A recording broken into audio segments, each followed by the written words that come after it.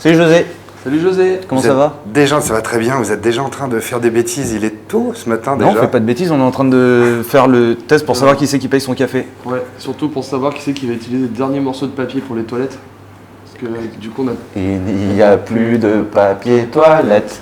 Hey Dim, c'est moi c'est Jules, putain, pourquoi tu portes un pull? Laisse-moi tranquille. On vous connaît depuis maintenant quelques mois. Vous êtes presque des stars maintenant déjà sur Internet, avec des défis incroyables, puisque vous mettez quand même un petit peu en danger. Vous risquez un petit peu votre peau. On n'hésite pas à risquer notre vie, en effet. Mais surtout lui, hein. Moi je suis un peu plus comme ça, généralement.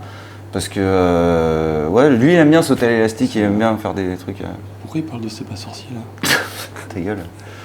Réponds monsieur, dis-lui. Oui, on aime bien. En fait, on s'était dit qu'on voulait faire une chaîne YouTube, surtout sur le fait qu'on va découvrir des événements à l'extérieur et pas rester chez nous. Ce qui est très bien aussi, parce que du coup, ça nous éviterait plein de galères. Mais vu qu'on vient d'un monde dans lequel on aime bien se balader, avec des petits poneys. Ça a commencé comment, Jules et Dim? Vous êtes rencontrés comment? Vous êtes potes? Vous êtes En fait, ouais, on est potes depuis super longtemps. On s'est rencontrés il y a une dizaine d'années. En fait, on a fait de la musique ensemble pendant très longtemps dans un groupe qui s'appelait EDEC. Et on se filmait un peu en tournée dans les bus, on faisait des conneries, on montrait nos culs et tout. Et ensuite, votre cul. Ouais, on montrait notre cul aux fenêtres. Tu sais, quand on doublait des gens avec le camion, on mettait notre cul ou nos testicules à la fenêtre. Ça nous faisait beaucoup rire. Et du coup, on se filmait en train de faire ça. Et quand on rentrait, on montrait ça aux potes qui étaient bien morts de rire. Et ils nous disaient, vous devriez faire des vidéos. Et à l'époque, on aurait fait ça. Et ben, tu vois, Norman, et ben, on aurait été là parce qu'on l'aurait fait avant lui. Au final, mais on voulait pas le gêner. Voilà. Pas faire de concurrence en fait. C'est ça. Sorte. Et du coup, on l'a laissé un peu. Bon, on lui a dit, vas-y, gamin, fonce. On a laisse ta chance. Sur un petit bout de papier, le projet, on l'a mis dans une boîte, on l'a enterré au fond du jardin. Et on l'a ressorti à un moment où en fait, on a arrêté notre projet musical. Et on s'est demandé ce qu'on allait refaire ensemble, parce qu'on aime bien rester tous les jours ensemble. Et vous vous séparez jamais en fait? Rarement. C'est vrai que là, ces derniers temps, ça fait 1 an qu'on passe un peu notre vie ensemble. Ouais, d'ailleurs, il faut que tu rachètes du café pour chez toi. Je sais, mais ça, faut voir avec ma meuf. Ouais, c'est vrai. Quoi? Mais ça veut rien dire. Ouais, oui, je sais. Jules et Dim, c'est à la fois un projet un peu dingo. On pourrait trouver des origines à la Jackass, à la Michael Youn à une certaine époque. Ouais. Complètement.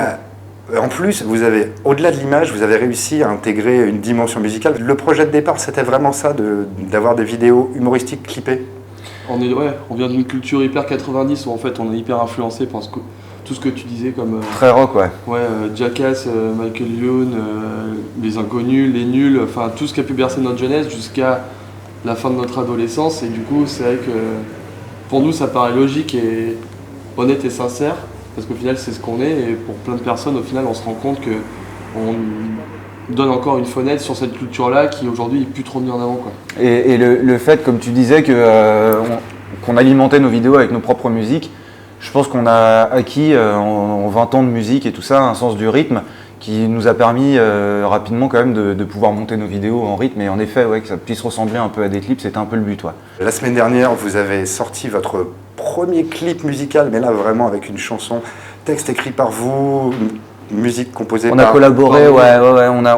Moi j'avais écrit une musique donc un peu hip-hop parce que j'avais envie de... je me suis dit que sur le hip-hop c'était plus simple de faire passer des messages.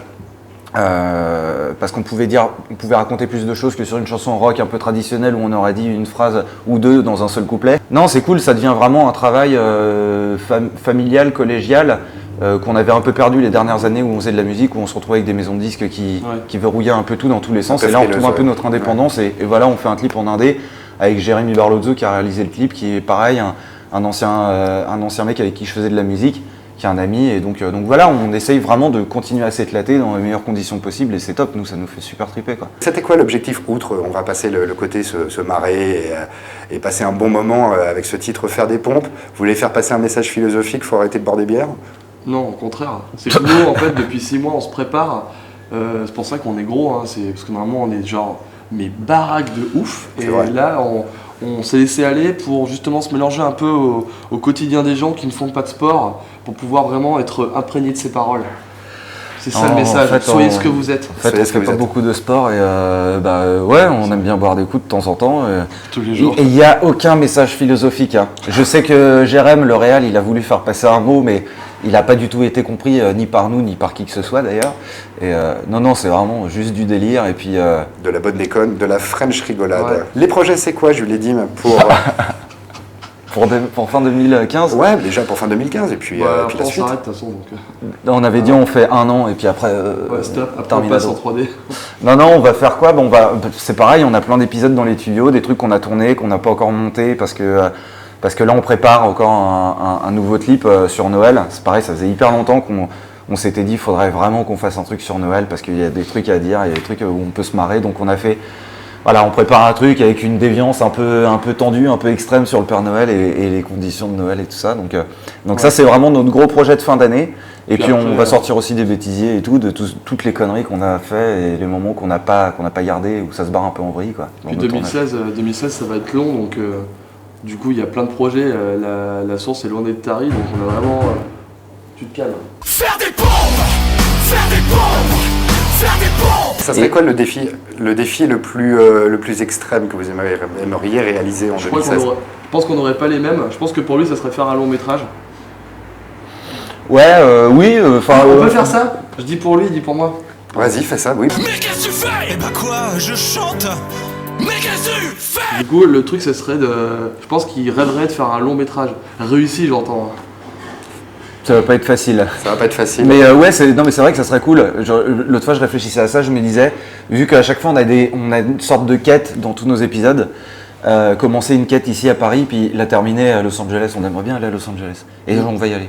Bah lui, ouais, mais toi c'est un peu compliqué parce que toi, tous les trucs les plus cons en fait, et ben lui il veut les faire. Je te dis, sauter l'élastique, il était là. Quand on était sur le pont, il était même pas attaché avec l'élastique, il était déjà prêt à sauter. Enfin, il a des problèmes. Donc Ça oui, c'est un problème, ça, effectivement. oui, oui.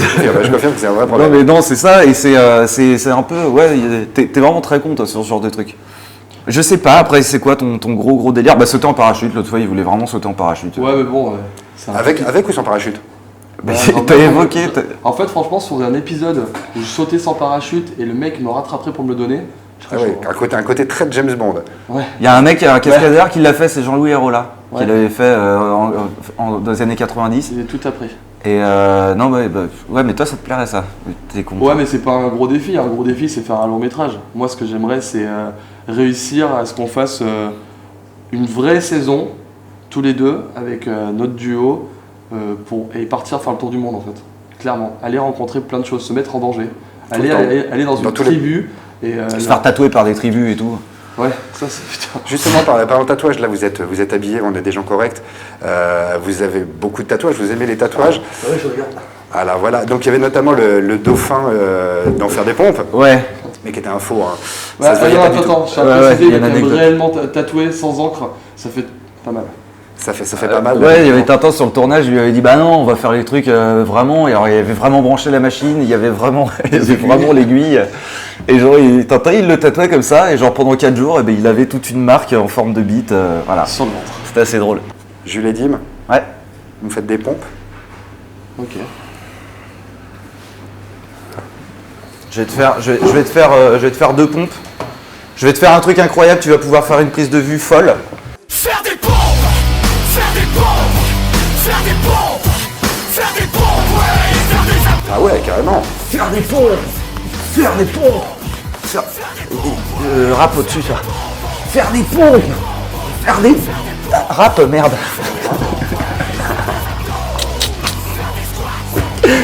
Ça, on peut pas bosser avec toi, c'est chiant, c'est relou.